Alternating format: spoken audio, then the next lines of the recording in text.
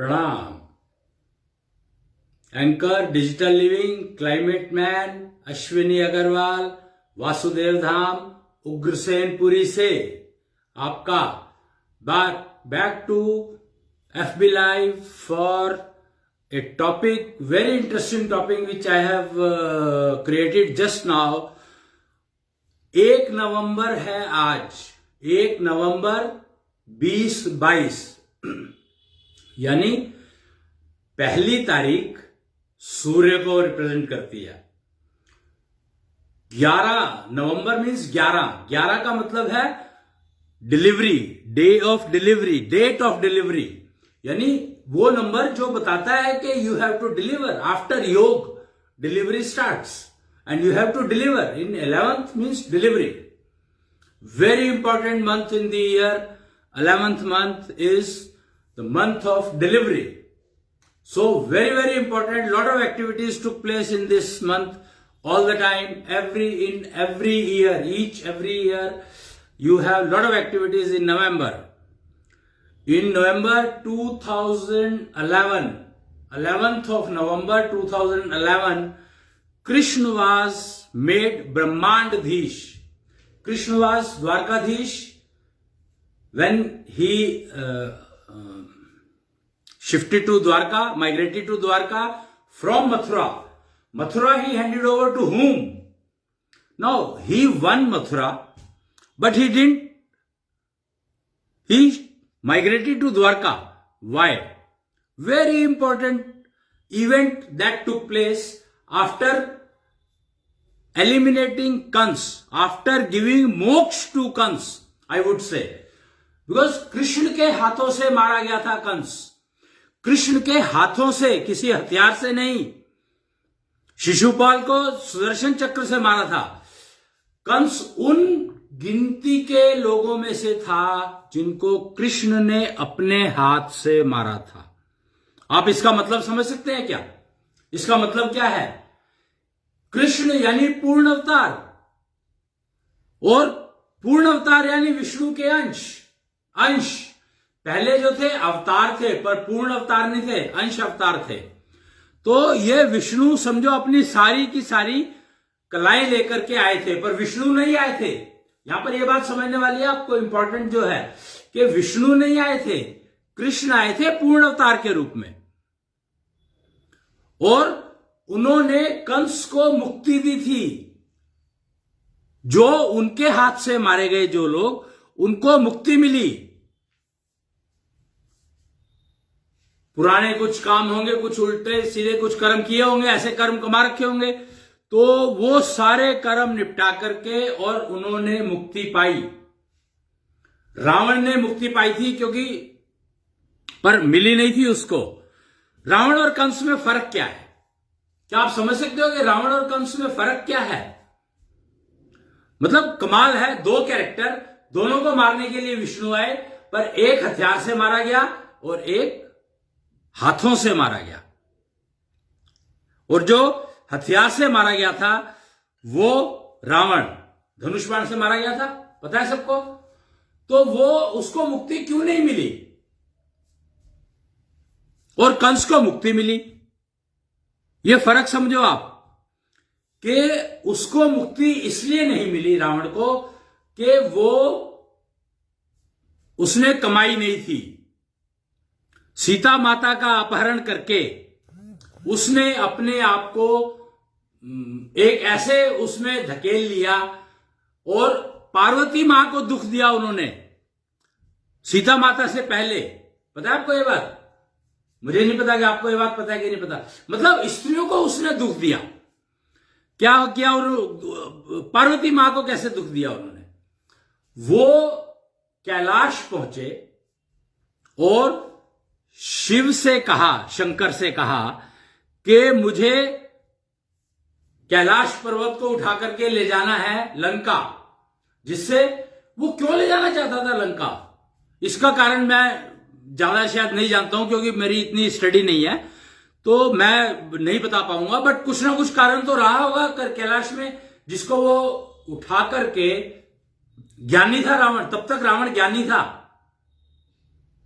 उठा करके और उसको अपने वहां पर स्थापित करना चाहता था। तो ये कैलाश पर्वत का ज्ञान दिया उसके गुरु ने। उनके गुरु कौन थे? रावण के गुरु कौन थे पता है आपको? नंदी शिव, जो शंकर के शिवलिंग के सामने बैठे रहते हैं। नंदी शिव गुरु थे रावण के। खैर, तो जब वो वहां पर गए तो शंकर ने कहा, कैलाश तुम यहां से नहीं ले जा सकते, मैं परमिशन नहीं दूंगा। और कैलाश उनके रावण जो है, रावण के आराध्य कौन थे? रावण के आराध्य थे शिव। उन्हीं की, उनसे तो वो नंदी शिव से उसने शिक्षा ली, वो उनके गुरु थे। और नंदी शिव के मालिक शंकर, तो उनसे उनको उनकी आज्ञा के बिना तो उठा ही नहीं सकता वो, कुछ भी कर, कुछ नहीं कर सकता, पत्ता भी नहीं हिलता। तो कैलाश कैसे हिल जाएगा?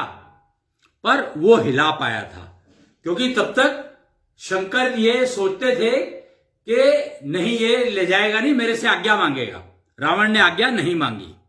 एक गलती, तुम किसी की चीज उठा रहे हो तो उसकी आज्ञा नहीं मानोगे, उसको पूछोगे नहीं, उसको बताओगे नहीं, उसको कहोगे नहीं क्या?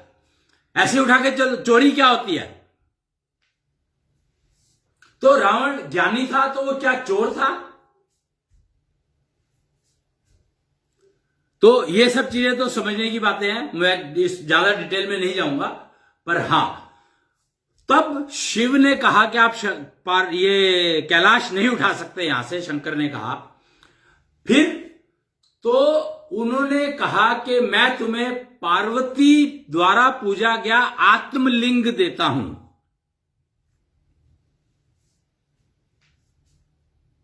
पार्वती द्वारा पूजा गया आत्मलिंग। रावण ब्राह्मण था और रावण को पता था कि कैलाश से ज्यादा शक्ति उसमें है। क्यों? क्योंकि नारी उसको पूजती थी भाई, नारी उसको पूजती थी।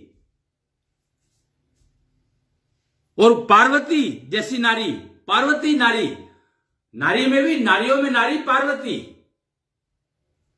वो उसकी पूजा करती थी। तो मैं तेरे को वो देता हूं। रावण ज्ञानी था, उसको पता था कि वो क्या उसके कैलाश के बदले में मुझे क्या मिल रहा है। उसने कहा ठीक है, चलेगा, मैं वो ले जाऊंगा, जैसे आपकी आज्ञा। तो रावण को वो आत्मलिंग कहां रहता था पता है आपको? मेरे ख्याल से सीरियल्स में दिखाया भी गया है। वो उनके हृदय में वास करता था, उनको वहां पर रखती थी पार्वती, वहां से निकालती थी, पूजा करती थी और वापस वहां पर प्लेस कर देती थी।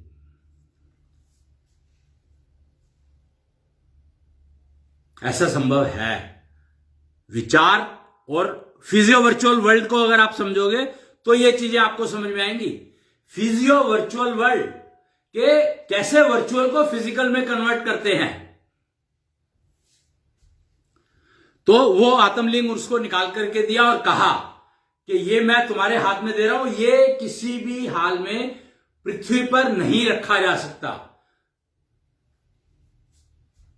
क्यों? अगर पृथ्वी पर रख दिया तो पृथ्वी इसको पकड़ लेगी, फिर मत कहना कि क्या हुआ। क्यों? क्योंकि इसीलिए पार्वती उसको यहां रखती थी, अब मेरे हृदय में रखती थी। तो ठीक है,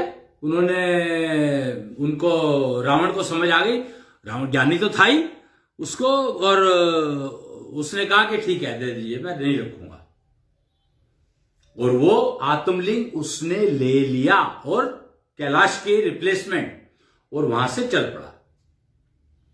आगे की कहानी मैं नहीं बता रहा हूं आपको, क्योंकि मेरा काम कहानी सुनाना नहीं है। मेरा काम है कि नारी का महत्व, नारी से ही पुरुष को सब कुछ मिल सकता है, पर नारी देना चाहेगी तब। अगर नारी नहीं देना चाहेगी तो पुरुष की औकात नहीं है कि वो कुछ ले ले। हमेशा आप देखो कि शिव ने अपनी शक्ति दी काली को, काली शिव की शक्ति नहीं है। काली शिव की शक्ति नहीं है, शिव ने अपनी शक्ति दी तो काली बनी, महाकाली जिसको कहा गया है, और फिर उसने नाश किया रक्तबीज का। रक्तबीज का नाश संभव नहीं था। रक्तबीज क्या है? एक टेररिस्ट मरता है, 10 पैदा हो जाते हैं। पर रक्तबीज के केस में क्या था? अगर उसकी रक्त की एक बूंद भी नीचे गिरी तो एक और रक्तबीज पैदा हो जाएगा वहां पर, वैसा का वैसा, उसकी एग्जैक्ट कॉपी। अभी बच्चा कैसे होता है, वो पूरी प्रक्रिया है उसके लिए, एक बच्चा पैदा करने के लिए। फिर बच्चा पैदा होता है स्त्री के गर्भ में, पालती स्त्री है उसको।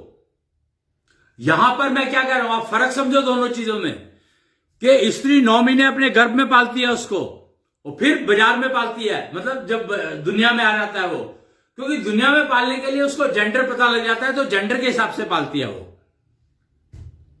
और नारी की शक्ति को आप अंदाजा लगाना चाहते हो, तो नारी वहां तक जा सकती है कि वो शिव की शक्ति ग्रहण कर सके। ऐसे ही नहीं शिव की शक्ति ग्रहण हो सकती, शिव का अगर आशीर्वाद भी लिया तो भस्म हो जाओगे। नॉर्मल केस में अगर आप शिव का आशीर्वाद लेने जाते हो तो आप भस्म हो जाओगे।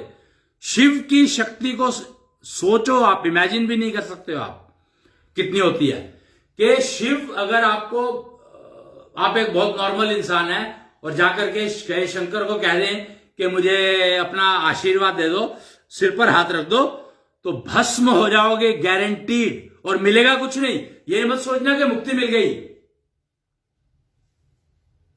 मिलेगा कुछ नहीं।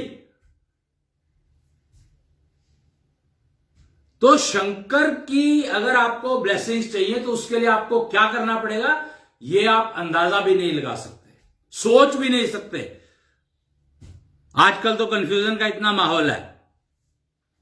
और मां को गुरु कहा गया, तो जेंडर बेस्ड अगर वो नहीं पालेगी तो आगे आने वाली जो बेटियां हैं वो तो बेकार हो गई, बर्बाद हो गई।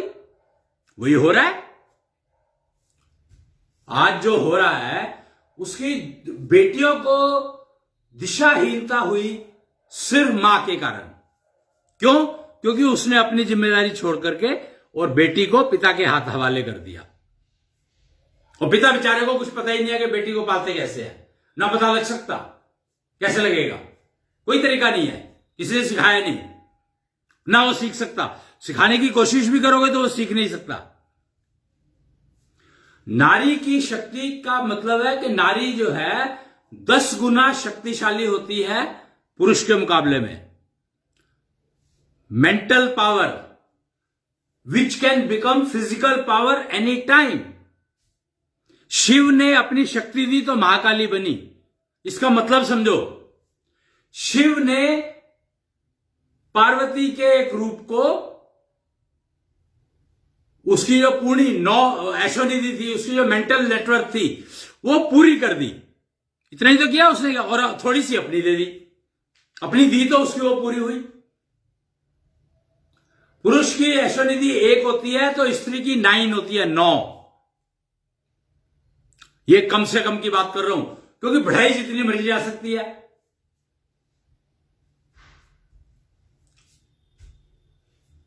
और जेंडर बेस्ड अपब्रिंगिंग अगर नहीं करेंगे तो नुकसान सोसाइटी को होगा ही होगा, कोई रोक नहीं सकता, किसी भी हालत में नहीं रोक सकता।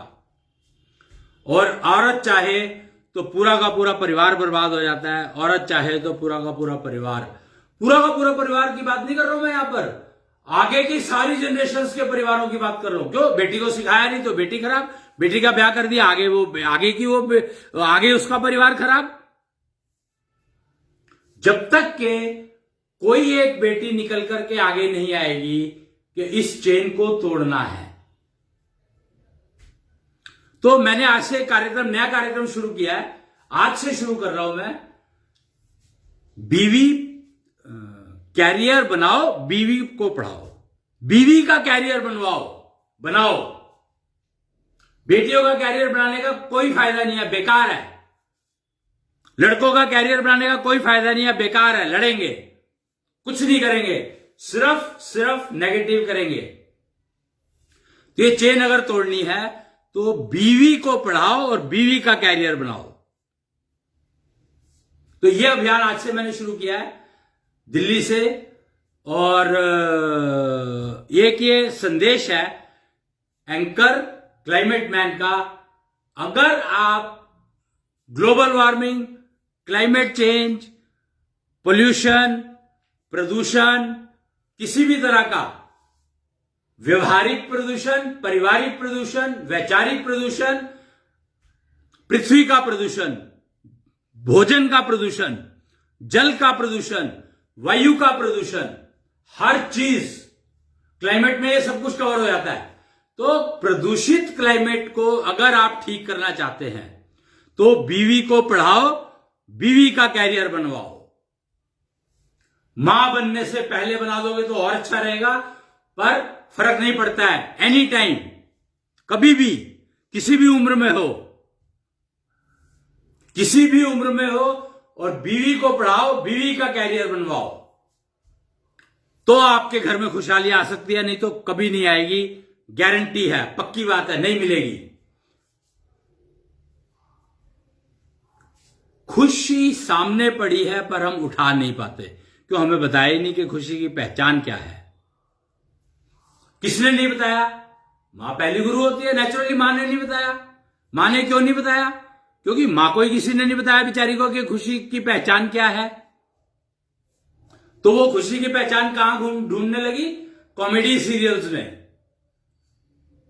मतलब हैरानी की बात है कि कॉमेडी सीरियल में खुशी की पहचान ढूंढी जा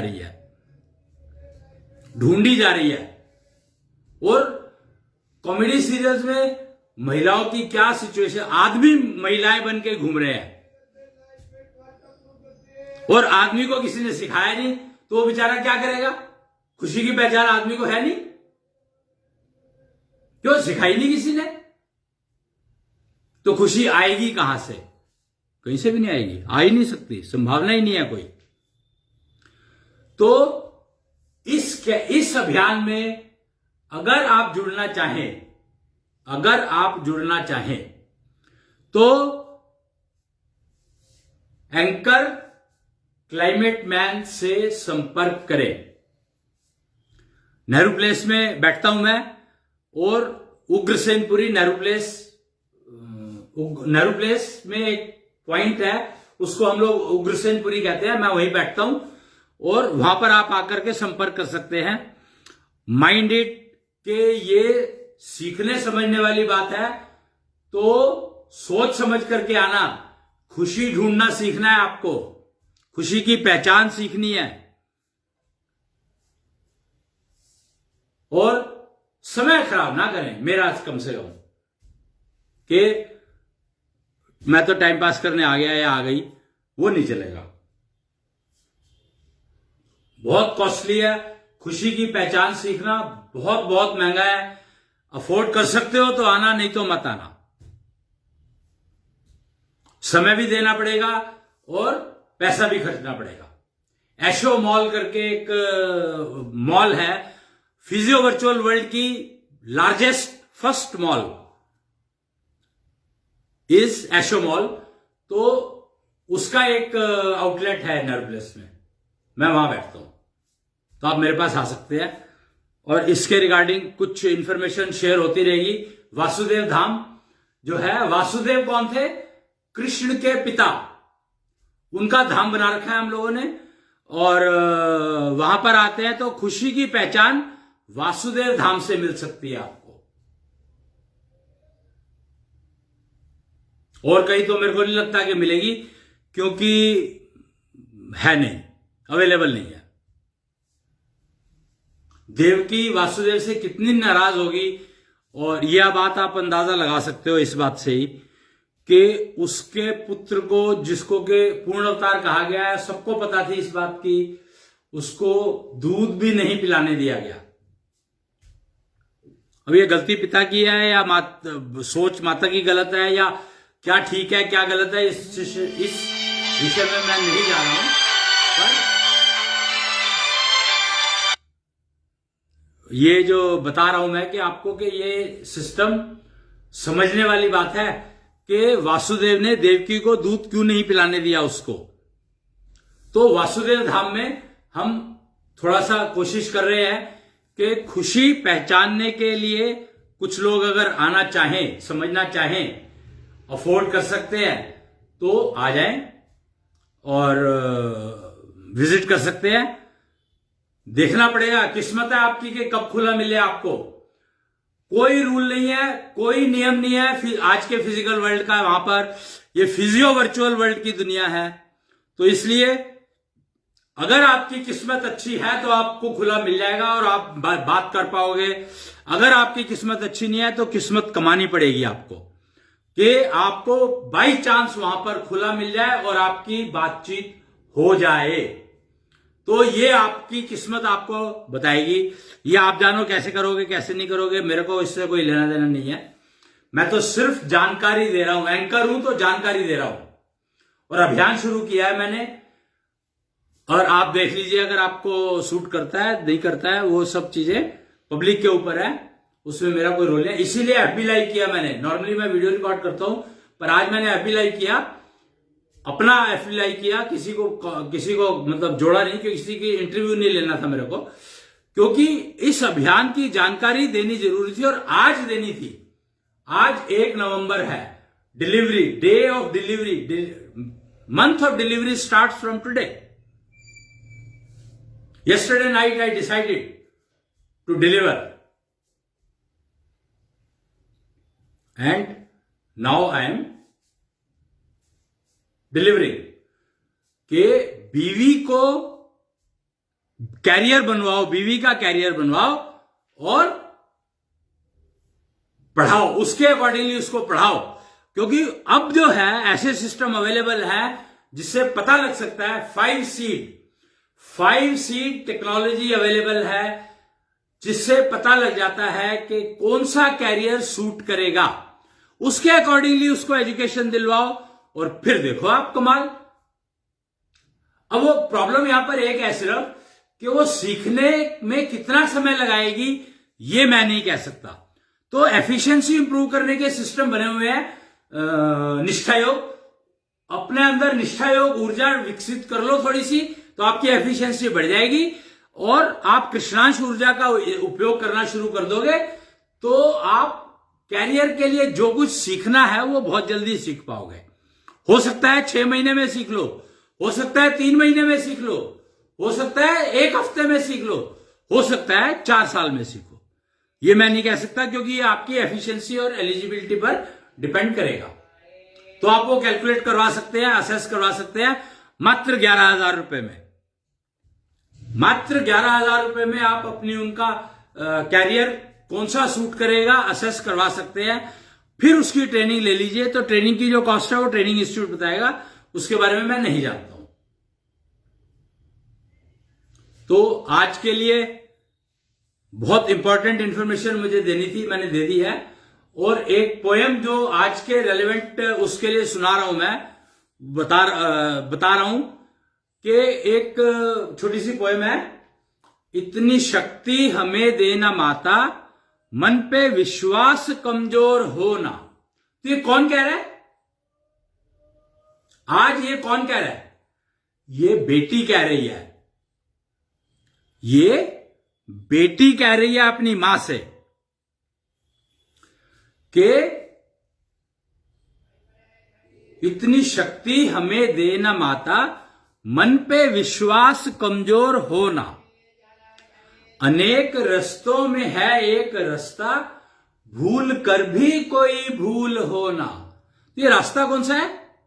अपनी एफिशिएंसी और एलिजिबिलिटी को इतना रखो कि जो कैरियर आपने चुना है, जो आपको कैरियर बनाने की वो हुई है कैलकुलेशंस, और वो कैरियर आपने चुना है, तो वो रास्ता आपका छूट ना जाए, गलती ना हो जाए कि वो रास्ता बदल जाए या मैं रास्ता भूल जाऊं या वो रास्ता छूट जाए मेरा।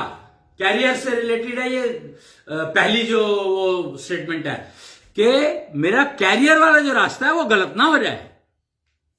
बेटी कह रही है ये बात। अनेक रस्तों में है एक रास्ता, भूल कर भी कोई भूल हो ना। यानी जो कैरियर के लिए मैं चल रही हूं उस रास्ते, वो एक ही रास्ता है।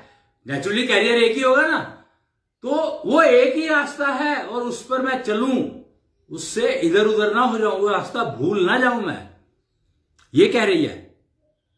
फिर योग्यता जो मेरी बढ़ा दे, ऐसा पथ कोई तैयार दो ना। यानी वो कैरियर के लिए जो मुझे एलिजिबिलिटी चाहिए, जो मुझे योग्यता चाहिए, वो योग्यता प्राप्त करने का रास्ता तो आप दिखाओगे मेरे को, तो वो रास्ता मुझे दिखाओ। अब ये किसको कह रही है? ये बेटी अपने पेरेंट्स को कह रही है या बीवी अपने पति को कह रही है?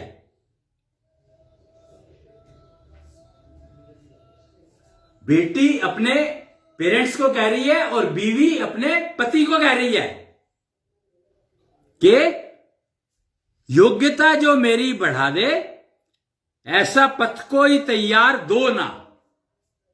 क्योंकि जो बीवियां बन चुकी है, बेटियां थी, माएं बन चुकी है, उनके लिए भी तो ये ऑप्शन ओपन है। Any wife of any as, doesn't matter. ज्ञान पथ जो हमको दिखा दे, ऐसा गुरुद्वार तुम हमको दो ना। उस कैरियर को एग्जीक्यूट करने के लिए, उस कैरियर को सक्सेसफुल करने के लिए जो ज्ञान मुझे चाहिए, उसके गुरुद्वार तो बता दो मेरे को। अगेन ये बीवी अपने पति को कह रही है और बेटी अपने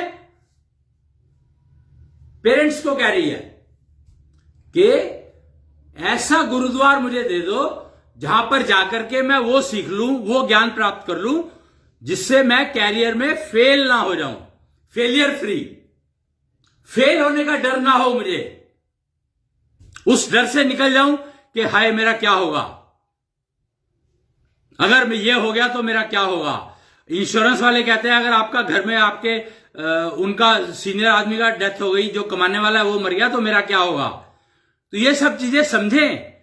इंश्योरेंस वाले तो आपको बार बार कह ही रहे हैं, सारे इंश्योरेंस कंपनियां यही कहती हैं फीमेल्स को, मेल्स को, कि वो गुरुद्वार देखो भाई जो कैरियर को सक्सेस फेलियर फ्री बना दे।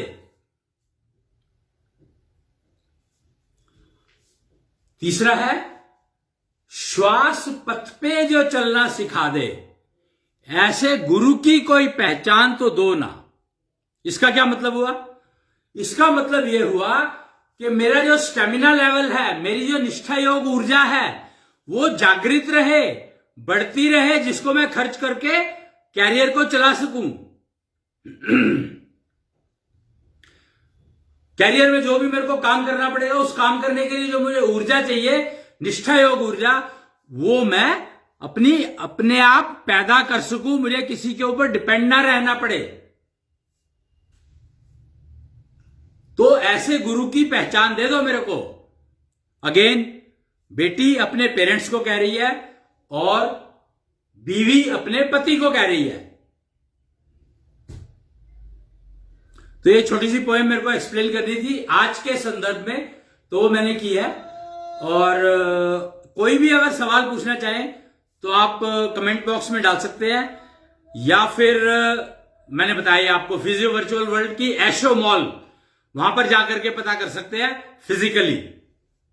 तो ये आपको ढूंढना पड़ेगा, ये आपकी किस्मत है कि आप उसको ढूंढ पाओगे कि नहीं ढूंढ पाओगे।